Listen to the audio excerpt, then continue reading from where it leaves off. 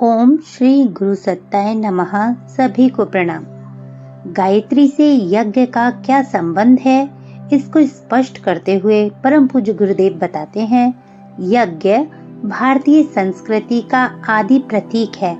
हमारे धर्म में जितनी महानता यज्ञ को दी गई है उतनी और किसी को नहीं दी गई है। हमारा कोई भी शुभ अशुभ धर्म कृत यज्ञ के बिना पूर्ण नहीं होता।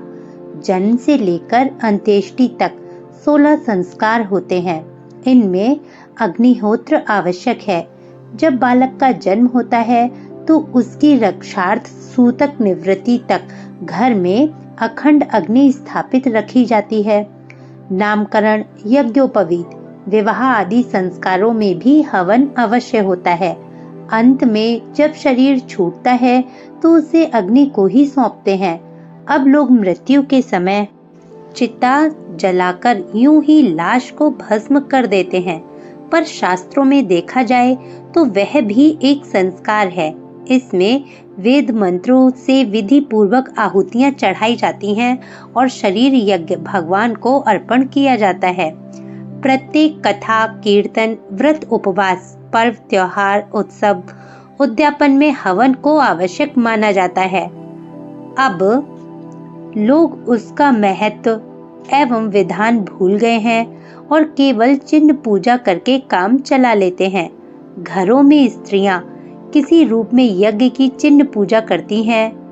वे त्योहारों या पर्वों पर अग्नि को जिमाने या अग्यारी करने का कृत्य किसी न किसी रूप में करती रहती हैं। थोड़ी सी अग्नि लेकर उस पर घी डालकर प्रज्वलित करना और उस पर पकवान के छोटे छोटे ग्रास चढ़ाना और फिर जल से अग्नि की परिक्रमा कर देना, यह विधान हम घर घर में प्रत्येक पर्व एवं त्योहारों पर होते देख सकते हैं। पितरों का श्राद्ध जिस दिन होगा उस दिन ब्राह्मण भोजन से पूर्व इस प्रकार अग्नि को भोजन अवश्य कराया जाएगा, क्योंकि यह स्थिर मान्यता है कि अग्नि के मुख में दी हुई आहुति देवताओं और पितरों को अवश्य पहुंचती है। विशेष अवसर पर तो हवन करना ही पड़ता है। नित्य की चूल्हा, चक्की, बुहारी आदि से होने वाली जीव हिंसा एवं पातकों के निवारणार्थ नित्य पंच यज्ञ करने का विधान है। उन पांचों में बलिवैश्य भी है। बलिवैश्य अग्नि में आहुति देने से होता है। इस प्रकार शास्त्रों की आज्ञा अनुसार तो नित्य हवन करना भी हमारे लिए आवश्यक है। होली तो यज्ञ का त्योहार है। आजकल लोग लकड़ी, उपले जलाकर होली मनाते हैं। शास्त्रों में देखा जाए तो यह यज्ञ है। लोग यज्ञ की आवश्यकता और विधि को भूल गए, पर केवल ईंधन जलाकर उस प्राचीन परंपरा की किसी प्रकार पूर्ति कर देते हैं। इसी प्रकार श्रावणी, दशहरा, दीपावली के त्योहारों पर किसी न किसी रूप में हवन अवश्य होता है। नवरात्र में स्त्रियां देवी की पूजा करती हैं तो अग्नि के मुख में देवी के निमित्त घी, लौंग, जायफल आदि अवश्य चढ़ाती हैं।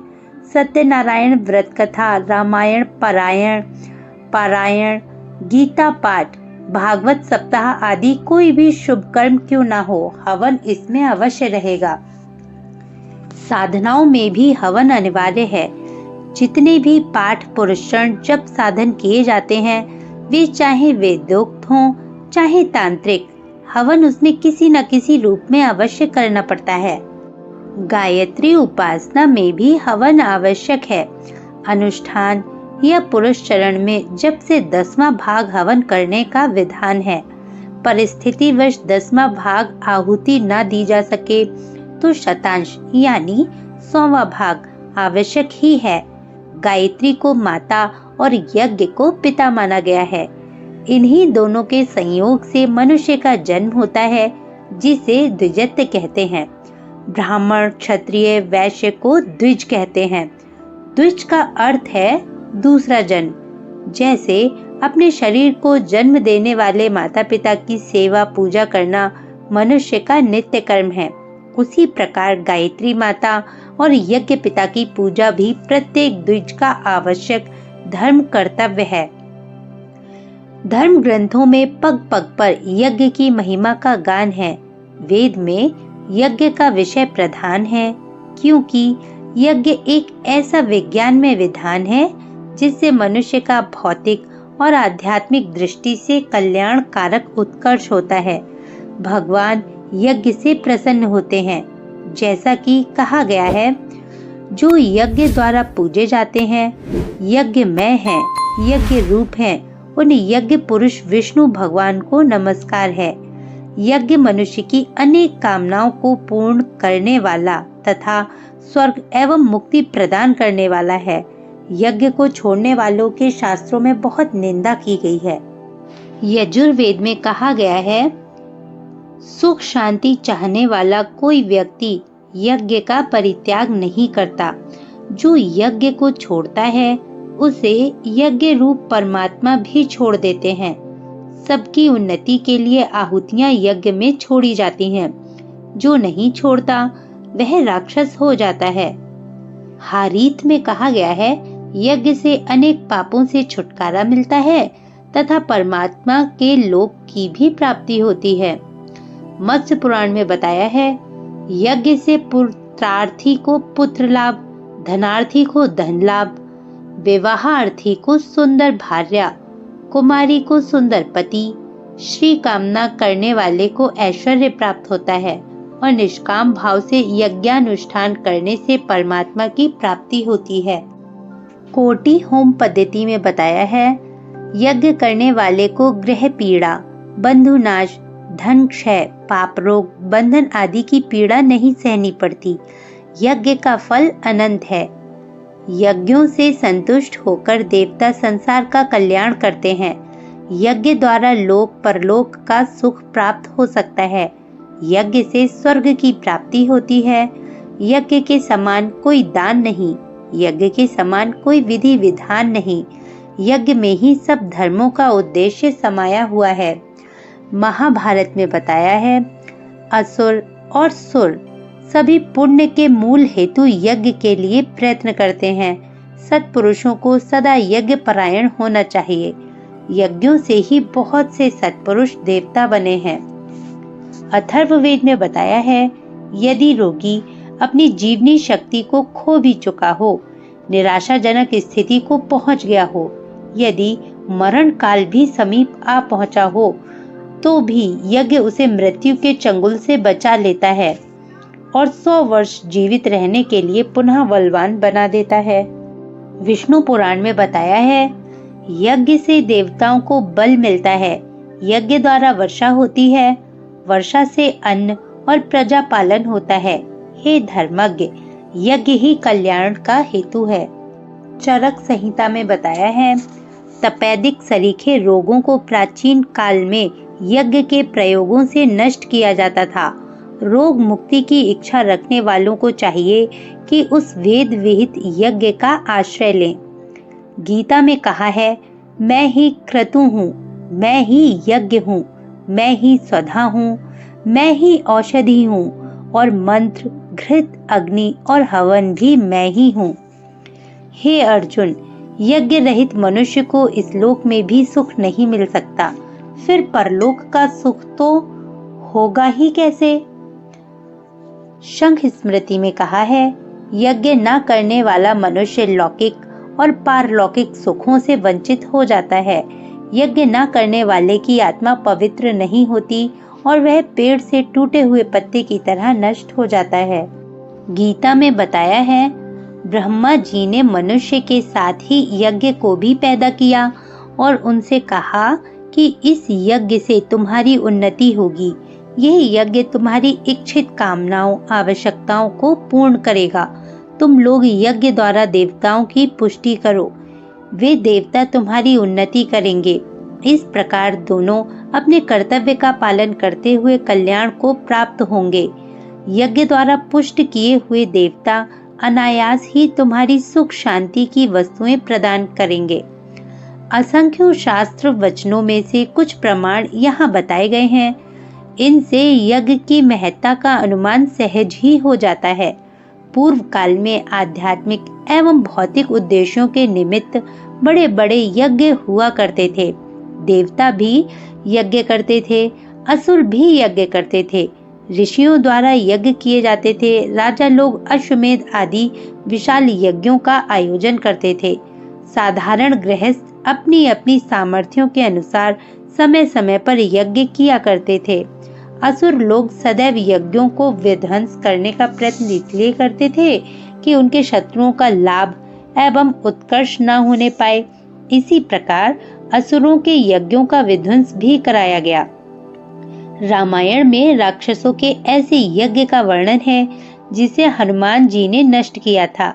यदि वह सफल हो जाता तो राक्षस अजय हो जाते। राजा दशरथ ने पुत्रेष्टि यज्ञ करके 4 पुत्र पाए थे। राजा नृग यज्ञों के द्वारा स्वर्ग जाकर इंद्रासन के अधिकारी हुए। राजा अश्वपति ने यज्ञ द्वारा संतान प्राप्त करने का सुयोग प्राप्त किया था। इंद्र ने स्वयं भी यज्ञों द्वारा ही स्वर्ग पाया था। भगवान राम ने अपने यहाँ अश्वमेध यज्ञ कराया था। श्री कृष्ण की प्रेरणा से पांडवों ने राजसूय यज्ञ कराया था, जिसमें श्री कृष्ण ने आगंतुकों के स्वागत सत्कार का भार अपने ऊपर लिया था। पापों के प्रायश्चित स्वरूप अनिष्टों और प्रारब्ध जन्य दुर्भाग्यों की शांति के निमित्त किसी अभाव की पूर्ति के लिए कोई सहयोग या सौभाग्य प्राप्त करने के प्रयोजन से रोग निवारणार्थ, देवताओं को प्रसन्न करने हेतु धन धान्य की अधिक उपज के लिए, अमृतमयी वर्षा के निमित्त वायुमंडल में से अस्वास्थ्यकर तत्वों का उन्मूलन करने की निमित्त हवन यज्ञ किए जाते थे और उसका परिणाम भी वैसा ही होता था। यज्ञ एक महत्वपूर्ण विज्ञान है। जिन वृक्षों की समिधाएं काम में ली जाती हैं, उनमें विशेष प्रकार के गुण होते हैं। किस प्रयोग के लिए किस प्रकार की हव्य वस्तुएं होमी जाती हैं, उनका भी विज्ञान है। उन वस्तुओं के आपस में मिलने से एक विशेष गुण संयुक्त सम्मिश्रण तैयार होता है, जो जलने पर वायुमंडल में एक विशिष्ट प्रवाह पैदा करता है। वेद मंत्रों के उच्चारण की शक्ति से उस प्रवाह में और भी अधिक वृद्धि होती है। फलस्वरूप जो व्यक्ति उसमें सम्मिलित होते हैं, उन पर तथा निकटवर्ती वायुमंडल पर उसका बड़ा प्रभाव पड़ता है। सूक्ष्म प्रकृति के अंतराल में जो नाना प्रकार की दिव्य शक्तियां काम करती हैं, उन्हें देवता कहते हैं। इन देवताओं को अनुकूल बनाना, उनको उपयोगी दिशा में प्रयोग करना, उनसे संबंध स्थापित करना, यही देवताओं को प्रसन्न करना है। ये प्रयोजन यज्ञ द्वारा आसानी से पूरा हो जाता है। संसार में कभी भी किसी वस्तु का नाश नहीं होता, केवल रूपांतर होता रहता है। जो वस्तुएं हवन में होमी जाती हैं, वे तथा वेद मंत्रों की शक्ति के साथ जो सद्भावनाएं यज्ञ द्वारा उत्पन्न की जाती हैं, वे दोनों मिलकर आकाश में छा जाती हैं। उनका प्रवाह समस्त संसार के लिए कल्याणकारक परिणाम उत्पन्न करने वाला होता है। इस प्रकार ये संसार की सेवा का, विश्व में सुख शांति उत्पन्न करने का एक उत्तम माध्यम एवं पुण्य परमार्थ है। यज्ञ से याज्ञिक की आत्मशुद्धि होती है, उनके पाप ताप नष्ट होते हैं तथा शांति एवं सद्गति उपलब्ध होती है। सच्चे हृदय से यज्ञ करने वाले मनुष्यों का लोक परलोक सुधरता है। यदि उनका पुण्य पर्याप्त हुआ तो उन्हें स्वर्ग या मुक्ति की प्राप्ति होती है। अन्यथा यदि दूसरा जन्म भी लेना पड़ा तो सुखी श्रीमान श्रीमती साधन संपन्न उच्च परिवार में जन्म होता है, ताकि आगे के लिए वह सुविधा के साथ सत्कर्म करता हुआ लक्ष्य को सफलतापूर्वक प्राप्त कर सके। यज्ञ का अर्थ दान, एकता, उपासना से है। यज्ञ का वेदोक्त आयोजन शक्तिशाली मंत्रों का विधिवत उच्चारण, विधि पूर्वक बनाए हुए कुंड, शास्त्रोक्त समिधाएं तथा सामग्रियां जब ठीक विधान पूर्वक हवन की जाती हैं, उनका दिव्य प्रभाव विस्तृत आकाश मंडल में फैल जाता है। उसके प्रभाव के फलस्वरूप प्रजा के अंतःकरण में प्रेम, एकता, सहयोग, सद्भाव, उदारता, ईमानदारी, संयम, सदाचार, आस्तिकता आदि सद्भावों में सद्विचारों का स्वमेव आविर्भाव होने लगता है। पत्तों से आच्छादित दिव्य आध्यात्मिक वातावरण के स्थान पर जो संतान पैदा होती है वह स्वस्थ, सद्गुणी एवं उच्च विचारधाराओं से परिपूर्ण होती है। पूर्व काल में पुत्र प्राप्ति के लिए ही पुत्रेष्टि यज्ञ कराते हों सो बात नहीं। जिनको बराबर संतानें प्राप्त होती थीं, वे भी सद्गुणी एवं प्रतिभावान संतान प्राप्त करने के लिए पुत्रेष्टि यज्ञ कराते थे। गर्भाधान, सीमांत, पुंसवन, जात कर्म, नामकरण आदि संस्कार बालक के जन्म लेते लेते अबोध अवस्था में ही हो जाते थे। इनमें से प्रत्येक में हवन होता था ताकि बालक के मन पर दिव्य प्रभाव पड़े और वह बड़ा होने पर पुरुष सिंह एवं महापुरुष बने। प्राचीन काल का इतिहास साक्षी है कि जिन दिनों इस देश में यज्ञ की प्रतिष्ठा थी, उन दिनों यहाँ महापुरुषों की कमी नहीं थी। आज यज्ञ का तिरस्कार करके अनेक दुर्गुणों, रोगों, कुसंस्कारों और बुरी आदतों से ग्रसित बालकों से ही हमारे घर भरे हुए हैं। यज्ञ से अदृश्य आकाश में जो आध्यात्मिक विद्युत तरंगे फैलती हैं, वे लोगों के मनों से द्वेष, पाप, अनीति, वासना, स्वार्थपरता, कुटिलता आदि बुराइयों को हटाती हैं। फल स्वरूप उससे अनेकों समस्याएं हल होती हैं। अनेकों उलझने, गुत्थियां, पेचीदगियां, चिंताएं, भय, आशंकाएं तथा बुरी संभावनाएं समूल नष्ट हो जाती हैं।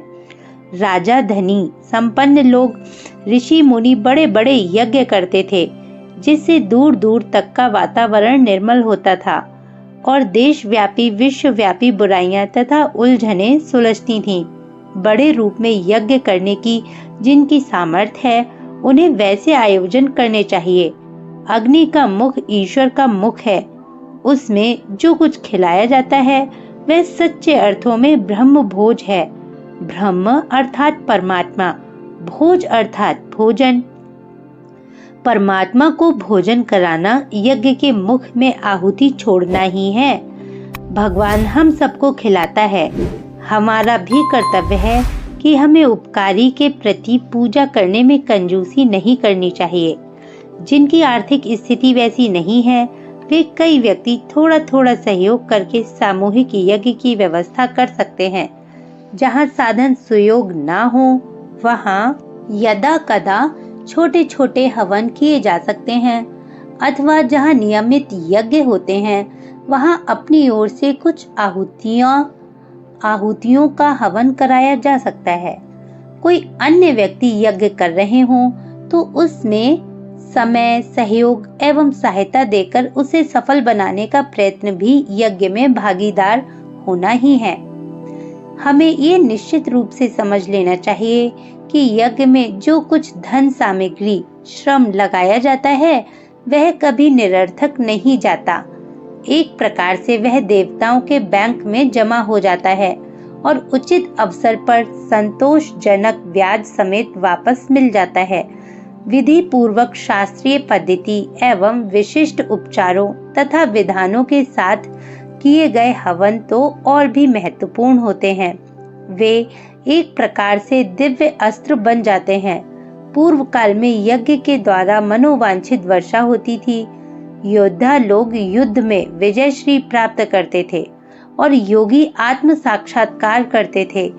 यज्ञ को वेदों में कामधुक कहा है, जिसका आशय यही है कि वह मनुष्य के सभी अभावों और बाधाओं को दूर करने वाला है। नित्य का अग्निहोत्र बहुत सरल है। उसमें कुछ इतना भारी खर्च नहीं होता कि मध्यम वृत्ति का मनुष्य उस भार को उठा ना सके। जो लोग नित्य हवन नहीं कर सकते, वे सप्ताह में एक बार रविवार अथवा अमावस्या पूर्णमासी को अथवा महीने में एक बार पूर्णमासी को थोड़ा या बहुत हवन करने का प्रयत्न करें। विधि विधान भी इन साधारण हवनों का कोई कठिन नहीं है। गायत्री यज्ञ विधान पुस्तक में उसकी सरल विधियां बताई जा चुकी हैं। उनके आधार पर बिना पंडित पुरोहित की सहायता के कोई भी द्विज आसानी से वह करा सकता है।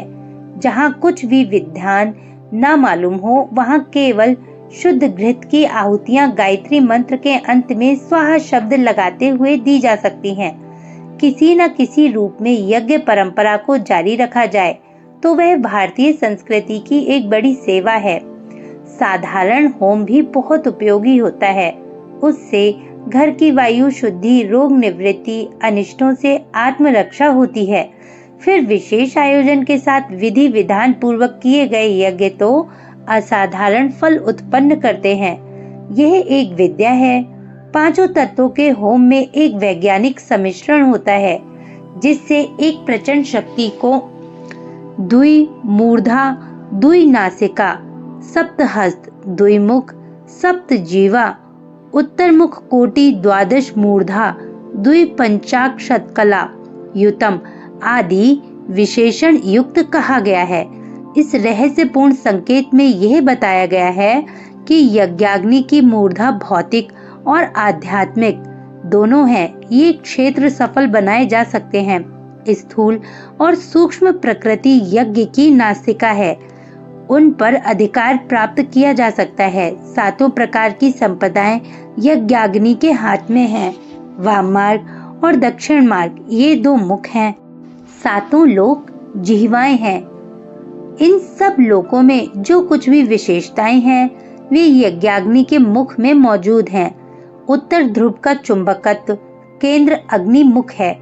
52 कलाएं यज्ञ की ऐसी हैं जिनमें से कुछ को प्राप्त करके ही रावण इतना शक्तिशाली हो गया था।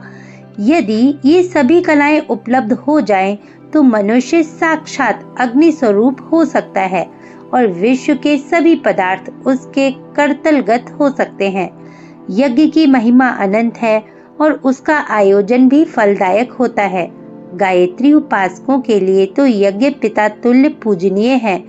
यज्ञ भगवान की पूजा होती रहे, ये प्रयत्न करना आवश्यक है।